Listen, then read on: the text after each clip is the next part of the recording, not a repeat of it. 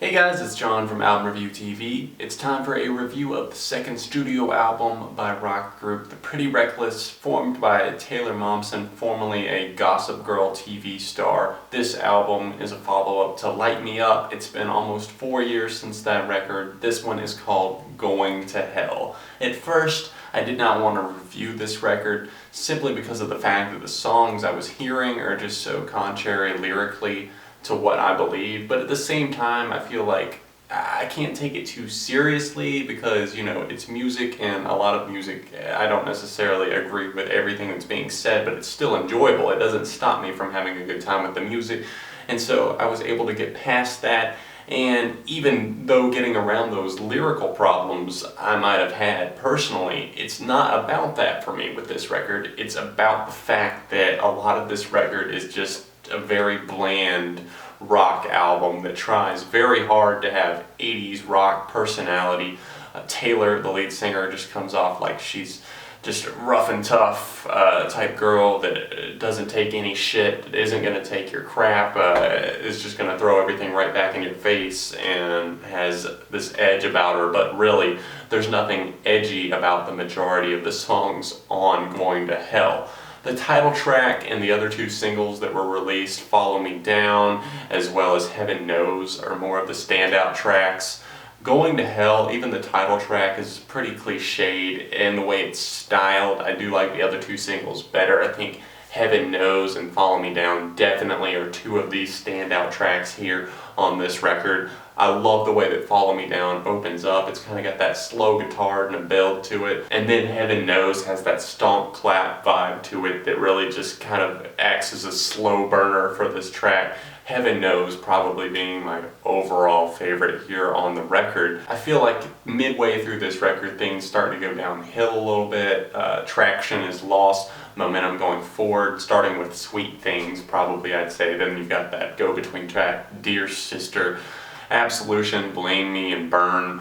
All of those tracks right there, most of them don't exactly have a ton of personality in my opinion. I think probably out of those, Blame Me would be the one that feels the most raw, intimate, personal, but still has its own uniqueness about it out of all of those tracks that I just mentioned. House on a Hill is a track that actually did kind of jump out to me just because of the fact that it started off with an audio sample. It sounded like it was from some politician or something talking about how times were changing with the middle class, the poor people in our economy and that sort of thing. And it's more of an acoustic guitar driven jam. A lot of this record does have a lot of acoustic guitar, but this one is specifically kind of just designated for that. It still has a little bit of a harder rock feel to it almost, but at the same time it's kind of pulled back and relaxed a little bit on this track, and I think it works really well with Taylor's vocals. Why'd You Bring a Shotgun to a Wedding is one that really just sees Taylor going for that kind of, punch in the face type attitude. I'm going to take out anything that's in my way. I think it's something that's kind of pleasant when you hear it. It's there. I think some people are definitely going to latch on to this one, but I don't think it's one that I'm going to see myself coming back to just because of the fact that, I don't know, I feel like a lot of the lyrics that she writes here for not just this song but for this whole record are just, a little bit overdone, a little bit recycled, I would say, on some of these tracks. The next track, Fucked Up World, is another one that I feel like that would apply to.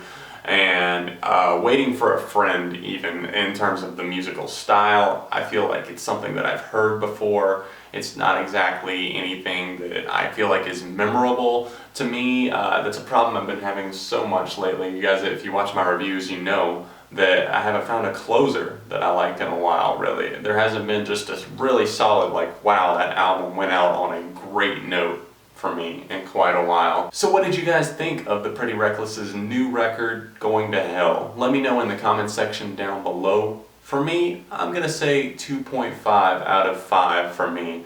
Some of the singles, a couple other tracks scattered about that I enjoyed. You can see my favorite tracks, least favorite tracks, Twitter, Facebook, vlog, all links in the description down below.